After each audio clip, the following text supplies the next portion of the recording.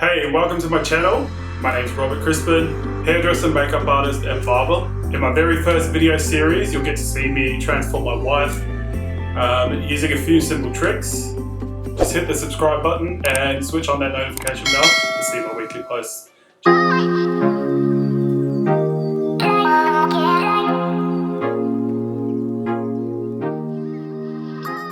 Guys, thanks for checking out my video. All the products and equipment that I'll be using in today's video will be linked in the description box below. The look I'm going to be doing today is a slick back textured pony, showing you a technique I use to temporarily change color on light colored hair. First up, the product that I'll be using is the Kevin Murphy Session Spray. Basically, this helps me slick down the hair just so it's giving me a base before I apply the temporary color spray. I did split her hair into two ponytails, one to give her a little bit more height on the base of her head, just so that it's not like stuck right flat down. If you want me to show you guys how I apply my ponytails and how you can actually switch it up and make your own. I did lose a bit of footage, so I'm going to link two of the videos just kind of showing you what the ponytail came out like. With her makeup today, I'm going to go in and do more of a soft glam, basically smoking out her eyes and adding a bit of shimmer to the centre. As you can see, I did the first eye off camera. I'm going in with concealer first, using that as a base and going over with powder just to help set it.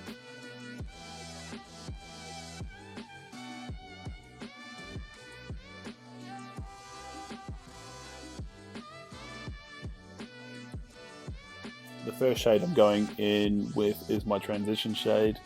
This gives me a base to transition my darker tones into, just giving it a softer, smokier sort of look. I'm going to focus a lot of the tone towards the corners of the eye, and then going in and highlighting through the center. Any of the products that I do use, I will link in the description box below. I am going to put up a few more videos in the next coming weeks just to kind of go into a bit more depth about like a few techniques that I tend to use in different situations, but today I thought I'd just do more of a soft look. I will be airbrushing today. I did, again, amateur, lose a bit of footage and I forgot to hit the record button because I didn't realize my camera times out. Yeah, smart.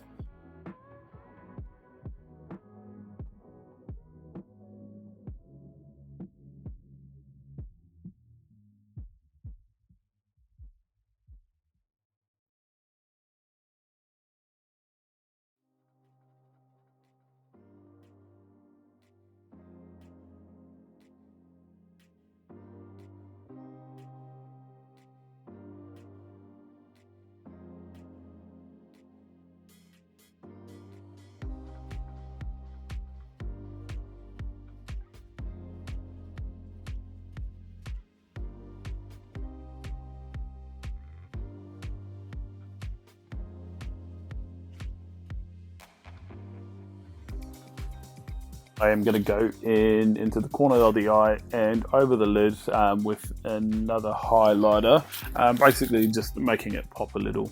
I did use a base with the James Charles mini palettes and just using it as a base before I go in with my Napolean star highlighter.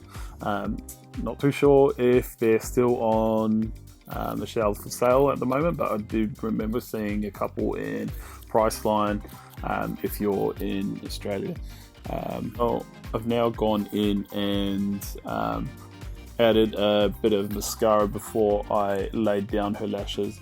I actually had to do a bit of a DIY job and make them myself. If you want to see any videos on that, actually just make a comment down in the comment section, and I'll be sure to post another video on it. And that goes for like anything that I kind of do. Yeah, I'm fairly new to all of this, but yeah, having a bit of fun whilst in isolation.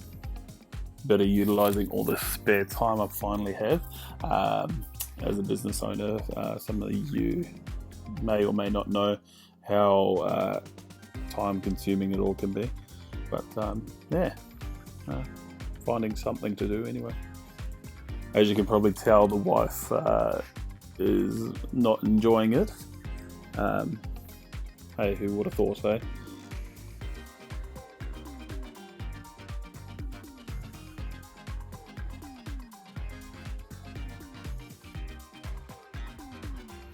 So next up, I'm going to prep and prime.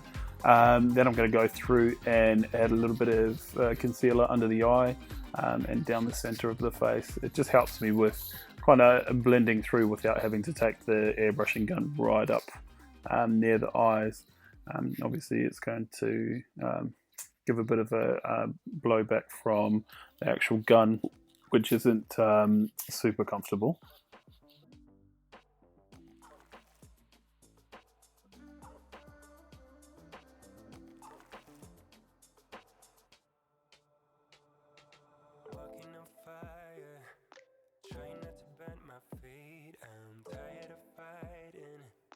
Saying things we don't mean, you know I don't like it. When you're packing your bag and turning your back, calling me a liar, calling me a liar.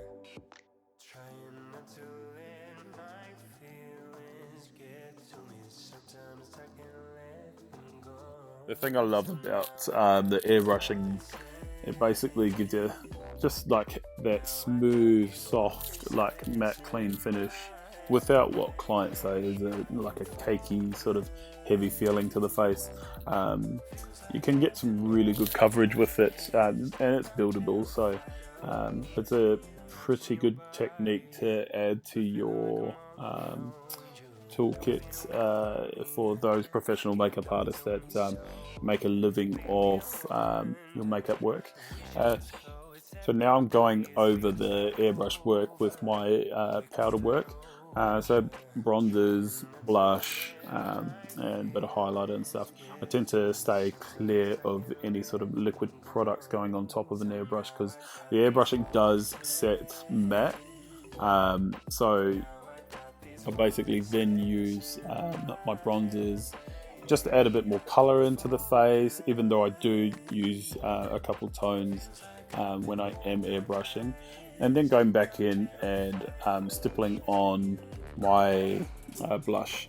I do use a stippling motion for both like my bronzer and my blush, just so that it gives more that kind of airbrush effect, so it's just not so harsh. Like, the thing I hate the most is when you see like heavy unblended bronzer, blush off the side of the face. Like, you can still kind of see their contour lines and they haven't blended them out. Like, softer, better, you know, sculpt a little. That's the perfectionist in me. If you do want me to do like more of a tutorial on all of this and not just kind of watch me do my stuff, yeah, just comment in the comment section and I'll probably chuck something up soon, considering we're all in isolation right now. So yeah.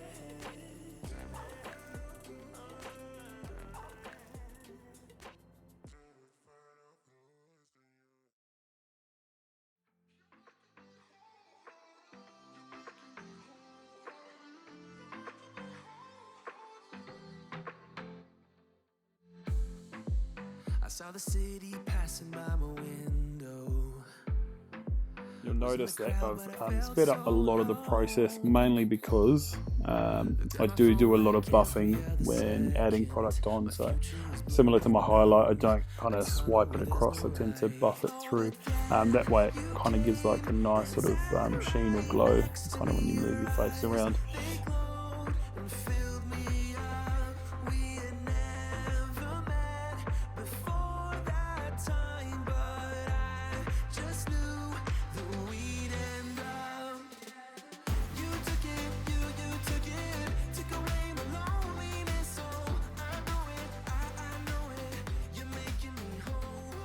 I'm now going to go in and finish up the eyes, do the under eye area using the same transition tone and that slightly darker tone that I put in the corners, blending that out and putting the under eye mascara on.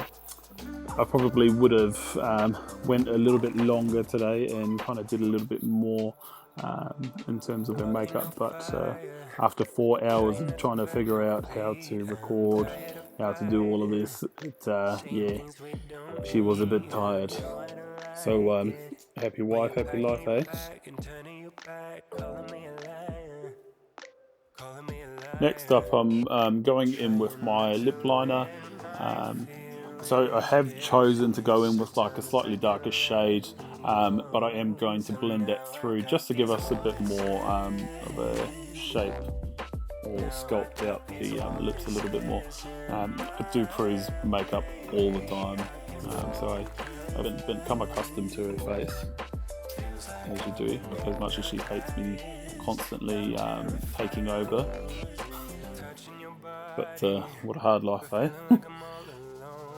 I do tend to layer colours on there just so that it can last a little bit longer. That's kind of working in the industries that I've worked in.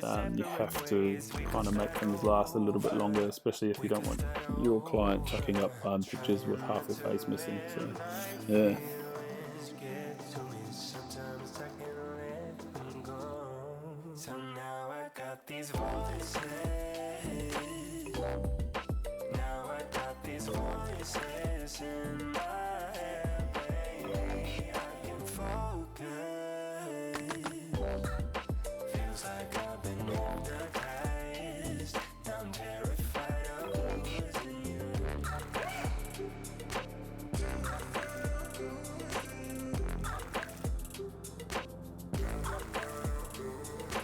Lastly, I've just gone in with the NYX, well, NYX setting, matte setting spray. I do tend to use this mainly to kind of punch out that highlighter a little bit more. But yeah,